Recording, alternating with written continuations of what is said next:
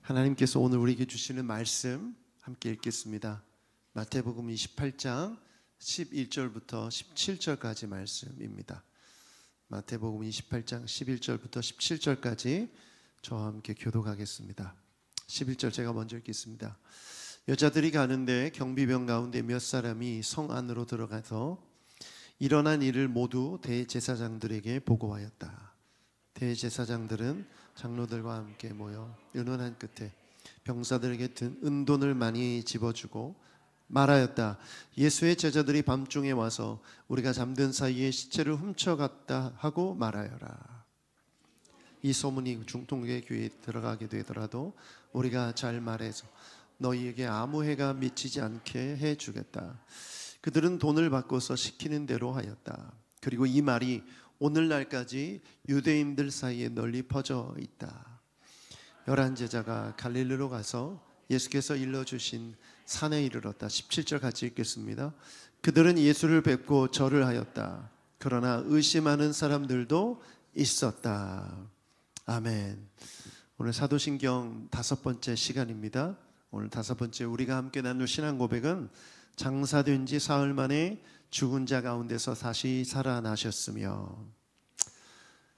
예전에 제가 34살쯤에 교회에 부임했을 때, 부목사로 부임했을 때 저에 대한 소문이 돌았습니다. 총각이다. 그리고 서울대 출신이다. 어쩐지 저를 보는 눈빛이 좀 다르더라고요. 사람들이 굉장히 호감을 가진 눈빛으로 나이 드신 어머님들이 바라보던 기억이 납니다. 딸을 두고 있는 어머님들이 소개를 시켜주려고. 그런데 그 소문이 이렇게 도니까 사람들이 저를 다 대하는 모습이 다르기 때문에 제가 빨리 그것이 가짜임을, 거짓임을 밝혀야 했던 기억이 있습니다. 요즘 우리가 들리는 많은 소식들 중에 가짜 뉴스가 있는 거 아시죠? 검색을 해봤더니 2024년 통계로 3,200건이 가짜 뉴스로 접수되었다고 합니다. 방송통신심리위원회, 방심이라고 하는 곳에 접수가 되었다고 해요. 이거는 접수된 건수만 그렇습니다. 엄청나게 많은 가짜 뉴스가 돌아다니고 있는 거죠. 그래서 이 방송심의위원회가 이걸 심의를 해서 이게 가짜 뉴스로 판명되면 그 가짜 뉴스를 보도한 그 방송국이나 언론사에 정정 보도를 하게 하든지 아니면 범칙금을 내게 하든지 이런 법적 제재를 취하는 것으로 알고 있습니다. 그런데 한번 생각해 봤어요. 이렇게 해봐야 무슨 소용이 있는가? 왜냐하면 이미 가짜 뉴스의 효과는 퍼져나간 상태죠. 이것을 판명하는 그 기간 동안 이 가짜 뉴스가 돌아다니면서 많은 사람들의 생각 속에 잘못된 인식을 심어줬을 테니 말이죠. 그래서 어떻게 보면 이 가짜 뉴스를 만들어낸 사람들은 그 효과를 이미 빠르게 본 것이고, 아무리 나중에 범칙금을 내게 되고 또 법적 제재를 받게 되더라도 의도한 원했던 효과를 이미 본 상태이기 때문입니다. 그래서 우리가 여러 사람들이 함께 나누는 SNS나 또 카톡방이나 또 게시판이나 인터넷 게시판이나 이런 곳에 전파되는 소식들을 보면서 분별할 필요가 있어요. 이것이 진짜이고 가짜인지를 분별할 필요가 있습니다. 왜냐하면 세상은 이런 방식으로 사람들의 마음과 생각을 움직이기 때문이죠. 오늘 본문에도 보면 가짜 뉴스를 전파하는 대제사장과 장로들이 있죠. 12절, 13절 함께 읽어보겠습니다. 12절과 13절 함께 읽어보죠. 시작. 대제사장들은 장로들과 함께 모여 의논한 끝에 병사들에게 은돈을 많이 집어주고 말하였다. 예수의 제자들이 밤중에 와서 우리가 잠든 사이에 시체를 훔쳐갔다 하고 말하여라. 은돈을 많이 집어주고 병사에게 뭐라고? 가짜 뉴스를 전파하라는 거예요. 일명 이 가짜 뉴스는 시체 도난설입니다. 시체 도난설. 시체 도난설 말도 안 되는 얘기죠. 우리 입장에서 보면. 그런데 놀랍게도 이 시체 도난설을 퍼뜨리게 하는데 이 퍼뜨린 이 이야기가 15절을 보면 함께 읽어보겠습니다. 15절 시작. 그들은 돈을 바꿔서 시키는 대로 하였다. 그리고 이 말이 오늘날까지 유대인들 사이에 널리 퍼져 있다. 오늘날까지, 그러니까 마태복음을 기록한 그때까지죠. 마태복음이 언제 기록됐는가 학자들에게 의견들이 분분하지만 AD 50에서 60년, 빠르게 보는 사람은, 그리고 좀 늦게 보는 사람은 70에서 80년 사이에 쓰여졌다고 합니다. 그러면 예수님이 공생애를 사시고 부활하시고 승천하신 그 시점을 30년, 35년 그 어간으로 본다면 약 15년, 20년, 30년 정도 동안 뭐가 떠돌아다닌 거예요? 시체 도난설이 횡행했던 거예요. 많은 유대인들을 비롯해 많은 사람들에게 제자들이 예수님의 시체를 훔쳐갔다는 소문이 돌았고 그것이 사실인 것처럼 가짜뉴스를 믿고 있었던 것이죠. 심지어는 17절을 보면 더 놀랍습니다. 17절 함께 읽어보죠. 시작. 그들은 예수를 뵙고 절을 하였다. 그러나 의심하는 사람들도 있었다. 제자들 사이에서도 예수님을 의심하는 사람들이 있었다는 거예요. 놀랍지 않습니까, 여러분? 의도적으로 대제사장들이 돈을 주고 퍼뜨린 이 이야기가 제자들뿐만 아니라 정말 오랜 기간 많은 사람들에게 영향을 주고 있었던 것입니다. 예수님의 부활을 부정하기 위해 만든 가짜뉴스가 엄청난 영향을 끼쳤다는 것을 성경을 통해서 우리는 보고 있는 것이죠. 그러므로 우리가 고백하는 사도신경에 장사된 지 사흘 만에 죽은 자 가운데서 다시 살아나셨으며, 이 문장이 들어간 이유가 바로 여기에 있는 거죠. 말도 안 되는 시체 도난설 같은 이런 이야기들이 신앙을 갖고 있는 많은 성도들과 믿지 않는 사람들에게 영향을 끼치고 있었기 때문입니다. 그런데 이게 놀랍게도 이때만 있었던 일이 아니에요. 18세기의 독일의 신학자인 카를 프리드히 바르트라는 사람이 있습니다. 이 사람이 뭘 만들어냈냐면, 이 사람이 주장한 주장이 뭐였냐면, 예수님은 기절한 것이다. 기절설을 퍼뜨렸어요. 얘기 듣자마자 실소가 터져 나오는 말도 안 되는 얘기지만 그 당시 많은 사람들에게 진지하게 받아들여졌습니다. 여러분, 18세기 계몽주의 특징이 뭐냐면 이성과 논리를 가장 우선시 두는 거예요. 성경을 이성과 논리로, 합리적인 사고로 보기 시작하는 거죠. 그래서 예수님의 십자가의 죽음까지는 이해되지만 부활이 이해가 되지 않는 거죠. 그럼 이걸 논리적으로 설명하려면 예수님이 기절한 상태였다라는 거예요. 그리고 이 모든 일은 누가 계획한 것이냐? 제자들이 계획한 거라는 거죠. 그래서 예수님에게 약물을 먼저 투여해서 마치 기절한, 죽은 것처럼 보이기 위해서 기절시키고, 그 기절한 기간 동안 무덤에 들어가서, 그 무덤이 시원하잖아요. 시원하고 빛이 안 들고 그곳에서 몸을 회복하고 깨어나서 돌문을 혼자 열고 나왔다. 이게 바로 이름도 말하기 어려운 카를 프리드히 바르트라는 사람이 진지하게 주장했던 주장이고, 이 주장이 자유주의 신학자들에게 영향을 주어서 많은 사람들에게 예수님의 그 죽으심과 부활을 오해하게 만들고 믿지 못하게 만들었습니다. 이런 영향은 지금까지도 주어지죠. 내가 예수님은 인정하지만 어떻게 죽은 사람이 다시 살아나냐? 나는 부활을 믿지 않는다. 성경에 수많은 기적들이 있지만 나는 그걸 믿지 않는다. 사람들이 만들어낸 얘기거나 신앙심을 고취시키기 위해서 만들어진 그런 이야기에 불과한 것이지 그것이 사실이라고 믿지 않는다. 이렇게 말하는 사람들이 우리 주변에도 있고 혹은 우리 중에도 있을 수 있는 것이죠. 여러분, 이것은 무엇을 뜻합니까? 우리의 신앙은 과거에도 그렇고 현재에도 그렇고 앞으로도 끊임없이 공격받을 것입니다. 이 말은 여러분이 공격받고 있다는 거예요. 무엇에 대해? 여러분이 믿고 있는 예수님을 향한 신앙에 대해 공격받고 있는 것이죠. 특별히 예수님이 죽으시고 부활하셨다는 그 사실, 그것이 우리에게 공격으로 많은 것들을 통해서 다가오고 있는 것입니다. 여러분, 마귀가 끊임없이 우리의 믿음을 흔들기 위해 수많은 음모론들을 만들어냅니다. 성경을 믿지 못하게 하기 위해서 성경에 기록된 그것들이 진실이 아님을 많은 음모론을 만들어서 퍼뜨리고 있고, 여러 가지 학문이란 이유로 또 이론이란 이유로 우리가 믿고 있는 진리를 흔들려고 합니다. 그러므로 우리가 이 모든 상황 속에서 붙들어야 될 고백이 사도신경의 고백, 장사된 지 사흘 만에 죽은 자 가운데서 다시 살아나셨음을 온전히 믿는 믿음으로 여러분의 신앙을 지키는 여러분이 되길 축복합니다. 그래서 오늘 두 가지를 나누고 기도했으면 좋겠어요. 첫 번째, 함께 읽어보겠습니다. 시작.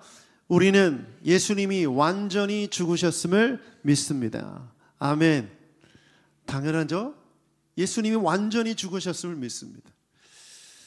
마태복음 27장 59절 60절을 보면 아리마대 요셉이라는 사람이 등장합니다. 함께 읽어보겠습니다. 시작.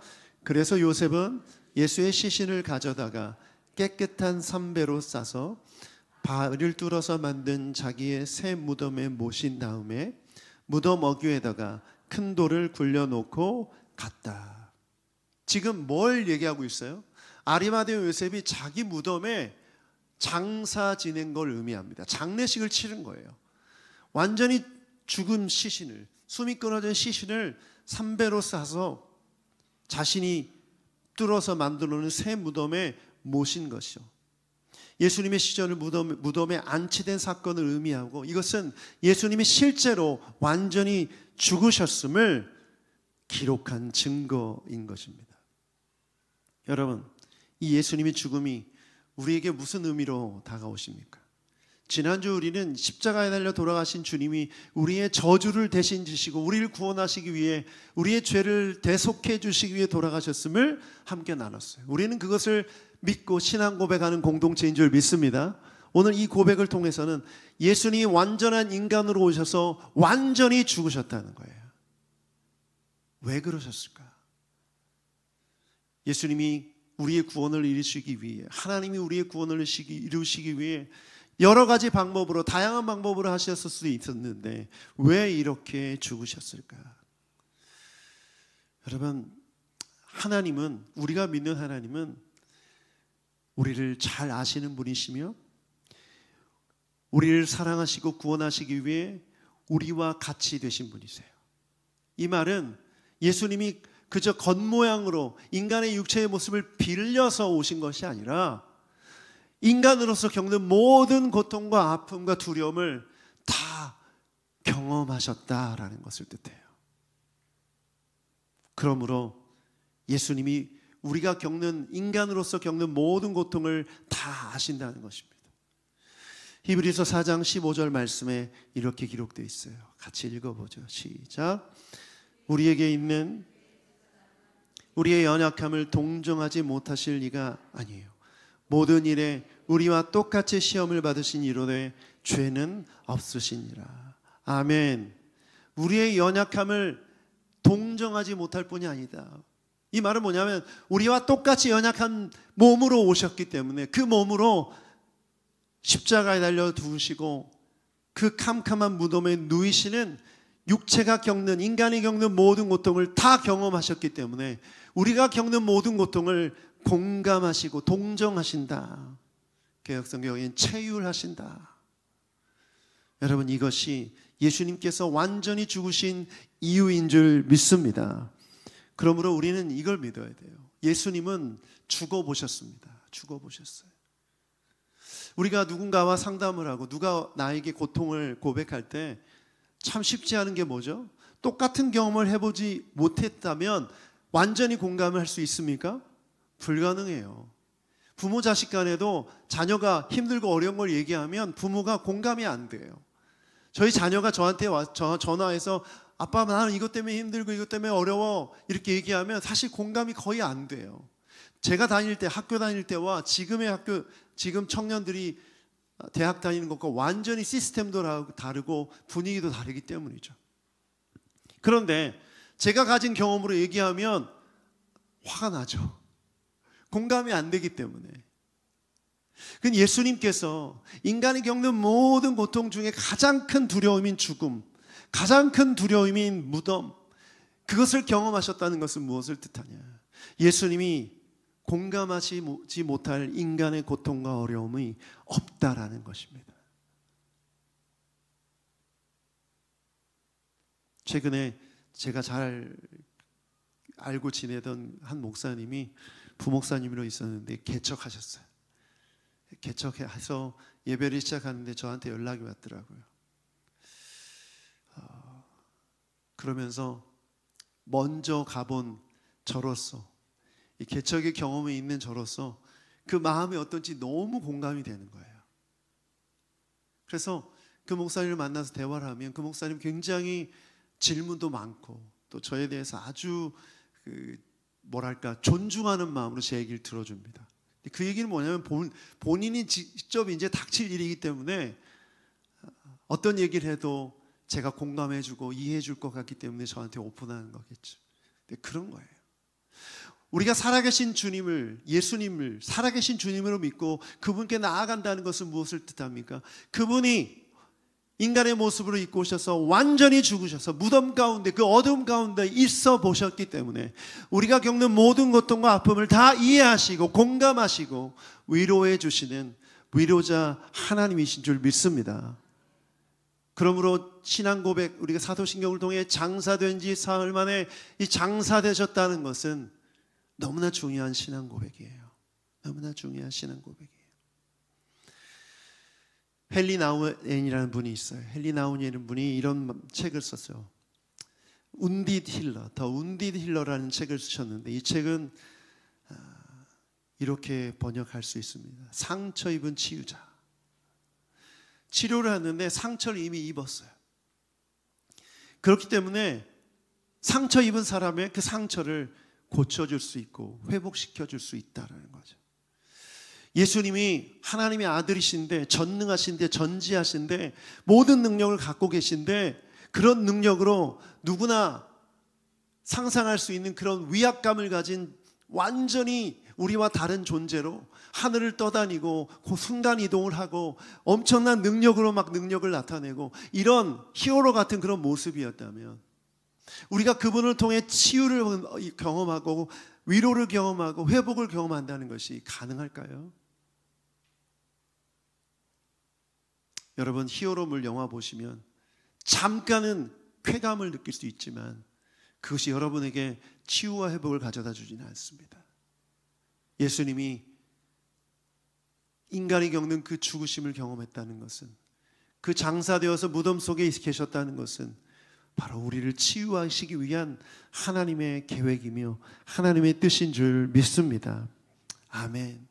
그러므로 물론 우리 성도의 교제를 통해서 성도들을 통해 위로를 경험하는 것 중요합니다. 그러나 여러분, 사람을 통해서 받는 위로는 한계가 있어요.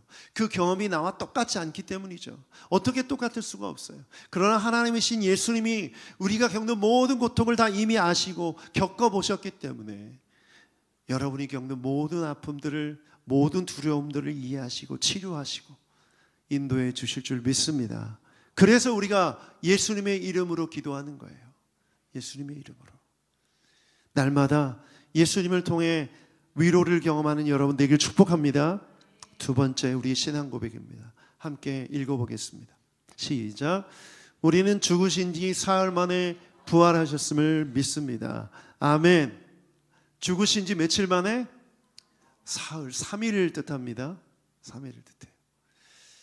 요즘 젊은 청년들이 어휘 때문에 고생한다는 얘기를 들었어요. 어떤 기자가 이 사흘을 숫자 사흘이라고 이렇게 기록해서 이슈가 됐다고 그러고, 또 뭐 어떤 사람이 심심한 위로를, 심심한 사과를 전합니다라고 했더니 왜 사과를 심심하게 하냐고, 재밌게 해야지. 알아듣게 해야지. 심심해라는 단어를 모르는 거죠. 마음으로, 마음 깊은 곳에서부터 우러나는 이란 뜻이죠. 사실 저도 청년 때 몰랐어요. 그 뜻 뭔지. 나중에 알게 됐는데 어찌됐건 이 사흘은 3일입니다. 3일. 예수님이 금요일 날 오후에 돌아가시고 주일, 일요일 오전에 부활하셨기 때문에 금, 토, 일, 그래서 사흘을 뜻하는 것이죠.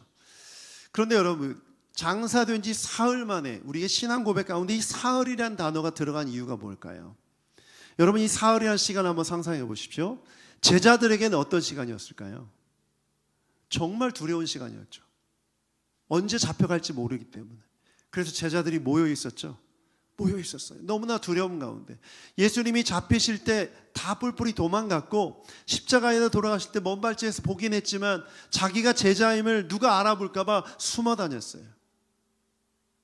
그리고 예수님이 돌아가신 이후에 무덤에 안치된 이후에 제자들은 두려워서 함께 모여 있었어요. 제자들에게 있어서 이 시간은 엄청나게 긴 시간이었을 거예요. 이 3일이라는 시간이 너무나 긴 시간이고 너무나 힘든 시간이었을 거예요. 그런데 놀랍게도 이 사흘이라는 시간은 예수님이 이미 예고해 주셨던 시간이었습니다. 마가복음 8장 13절을 함께 읽어보겠습니다. 시작. 그리고 예수께서는 인자가 반드시 많은 고난을 받고 장로들과 대제사장들과 율법학자들의 배척을 받아 죽음을 당하고 나서 사흘 후에 살아나야 한다는 것을 그들에게 가르치기 시작하셨다. 사흘 후에 살아나야 할 것을 가르치기 시작하셨다. 그러면 3일이라는 시간은 예수님이 즉흥적으로 정한 시간이 아니라 이미 예고하신 것이고 약속하신 대로 예고하신 대로 3일 만에 부활하셨습니다. 여기서 3일이라는 시간이 왜 필요했고 예수님은 왜 3일이라는 시간을 말씀하셨을까? 이것에 대한 질문이 생깁니다. 그 이유는 예수님의 죽음은 완전한 죽음이며 그러므로 예수님의 부활이 완전한 부활이 되어야 되기 때문인 것입니다. 여러분, 사람이 죽으면 부패하는 데는 24시간이 걸린다고 합니다. 습도와 온도에 따라서 12시간 안에도 부패가 시작된다고 합니다. 완전히 죽은 거죠. 완전히 죽은 거예요. 그래서 24시간이 지나고 난 다음부터는 악취가 나기 시작하는 거예요. 이것은 무엇을 뜻합니까? 많은 사람들이 기절설 이런 걸 주장하는데 예수님께서 완전히 죽으셨음을 드러내기 위해 사흘이라는 시간이 필요했다는 것이죠. 인간으로서의 모든 가능성, 합리적, 이성적, 과학적 가능성이 완전히 사라지기 위해 사흘이라는 시간이 필요했던 것입니다. 물론 제자들의 입장에서는 그 사흘이라는 시간이 너무나 긴 시간이고 답답했던 시간일 거예요. 아니, 바로 부활하시면 얼마나 좋아요. 어쨌든 죽은 거 인정하니까 하루 만이든 아니면 그날 저녁이든 부활하셔서 제자들을 불러 모으시고 봐라, 내가 이렇게 부활했다, 그러니 나를 따르라, 이렇게 하면 더 멋있었을 것 같은데 왜 사흘이라는 시간을 지내셨는지 우리는 알 수 있는 것이죠. 제자들에게 있어서는 굉장히 답답하고 힘든 시간이었지만 반드시 꼭 필요한 시간이었어요. 완전한 죽음, 완전한 부활을 이루기 위함인 것입니다. 그러므로 우리에게도 사흘이라는 시간이 꼭 필요해요. 하나님께서 우리의 삶 가운데 하나님의 역사를 이루어 주심을 믿으십니까? 여러분, 믿으십니까? 그러면 하나님이 정한 시간이 필요해요. 그 시간은 무엇을 위한 시간이죠? 하나님의 역사하심, 완전한 하나님의 역사하심을 나타낼 시간이 필요한 거예요. 여러분, 아브라함이 왜 아들을 못 낳았죠? 왜 사라가 그 늙을 때까지 왜 하나님이 아들을 안 주셨죠? 인간의 가능성이 제로가 되기까지 기다리신 거예요. 하나님께서 약속하신 약속의 아들, 완전한 하나님의 역사임을 나타내기 위해 생식적인, 생리적인 그런 능력이 완전히 사라질 때까지, 씨가 완전히 마를 때까지 그 시간이 필요했던 것이죠. 여러분, 우리 인생에 대입해 보면 우리가 하나님의 역사를 나타내고 싶고 하나님의 능력을 나타내고 싶고 정말 멋지게 하나님의 일을 이루어보고 싶을지라도 거기에 내 생각과 내 교만과 내 계획과 내 의지와 내 능력이 하나님보다 우선된다면 하나님은 그것을 내려놓게 하시기 위해 시간을 두세요. 기다리게 하세요. 인간으로서의 가능성을 낮추시기 위함입니다. 여러분, 그러므로 그 시간 동안 우리가 할 일은 무엇입니까? 네, 믿음으로 인내하는 거죠. 믿음으로 인내하는 거예요. 히브리서 10장 36절 말씀 함께 읽어보겠습니다. 시작. 여러분이 하나님의 뜻을 행하고서 그 약속해 주신 것을 받으려면 인내가 필요합니다. 아멘. 아멘. 하나님의 뜻은 어떻게 이루어지죠? 하나님의 방법으로. 이 하나님의 방법이란 건 하나님이 원하시는 뜻 가운데 내가 생각하고 내가 계획하고 내가 원하는 타이밍이 아닐 수 있다는 거예요. 그러므로 우리가 해야 할 일은 인내밖에 없어요. 여러분이 하나님 앞에 여러분의 삶을 드리고 기도하고 헌신하고 또 봉사하고 말씀대로 살려고 노력했어요. 하나님의 뜻을 행했어요. 그 다음부터 해야 될 일은 무엇입니까? 기다림이에요. 제자들에게 사흘이라는 시간이 부활을 위해서 필요했던 것처럼 우리에게도 하나님의 시간은 반드시 필요한 것입니다. 그 기간 동안 뭘 해야 합니까? 내 생각과 내 고집 내려놓고 내 계획 내려놓고 하나님께서 기뻐하시지 않는 것들을 다 내려놓을 때까지 그 시간이 꼭 필요한 것이죠.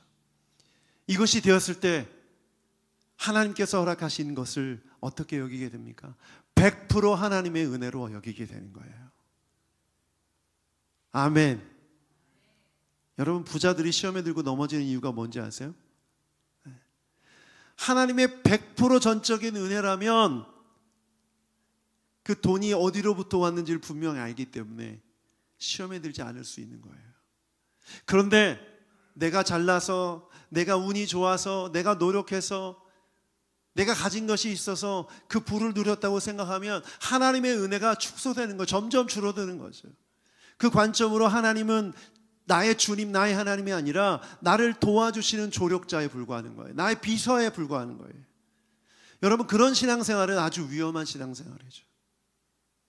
제자들 한번 떠올려 보십시오. 부활하신 예수님을 만나고 난 다음에 그 모든 의심이 사라지고 제자로서 따라다니면서 배웠던 그 말씀, 바라봤던 예수님, 이분은 진짜 하나님이시구나, 이 믿음이 절대 흔들리지 않았어요. 그래서 목숨까지 걸 수 있었던 거예요. 여러분, 진리가 아니고선 목숨 걸 수가 없습니다. 확실하기 때문에, 진리이기 때문에 제자들은 모든 것을 걸 수 있었던 것이죠. 사랑하는 새누리교회 성도 여러분, 하나님은 신실하시기 때문에 반드시 여러분을 통해 하나님의 약속을 이루어 주실 줄 믿습니다. 그런데 시간이 필요해요. 그 기간 동안 인내함으로 기다림으로 주님의 뜻을 이루는 저와 여러분이 되길 축복합니다. 아멘. 이제 마지막으로, 결론으로, 주님께서 부활하신 그 부활의 능력이 어떤 것인지 우리가 알기를 원하십니다. 여러분, 예수님께서 십자가에 달려 돌아가시고 무덤에 갇히셨지만, 아리마대 요셉이 정말 좋은 무덤 가운데 예수님을 모셨지만 무덤은 무덤이에요. 제자들이 볼 때, 예수님을 따르던 많은 사람들이 볼 때는 그것은 절망이고, 이제 모든 것이 끝났구나, 희망이 없구나, 그런 가운데 있을 수밖에 없었던 것이죠. 그런데 예수님이 살아나셨다, 예수님이 부활하셨다, 저 돌문을 굴리고 이제 하나님의 아들로서, 부활의 하나님으로서 온 땅을 다스리신다, 이것이 예수님의 부활을 통해 선포되어진 것입니다.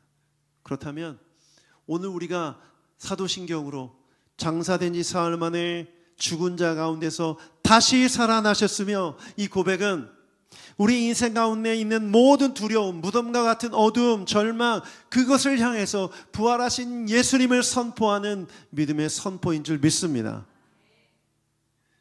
그래서 사도신경을 대충 하지 마세요. 하나하나가 너무나 의미가 커요. 장사된 지 사흘 만에 죽은 자 가운데서 다시 살아나셨으며 이 부활의 하나님은 나의 하나님입니다. 여러분, 이 믿음의 선포가 여러분 마음속으로부터 풍성이 흘러넘치는 여러분 되길 축복합니다. 아멘. 저는 그래서 새누리교회가 오늘 이 메시지를 통해서 부활 신앙으로 완전히 무장되길 축복합니다. 부활 신앙을 갖길 축복합니다. 여러분, 인생에 문제 있죠.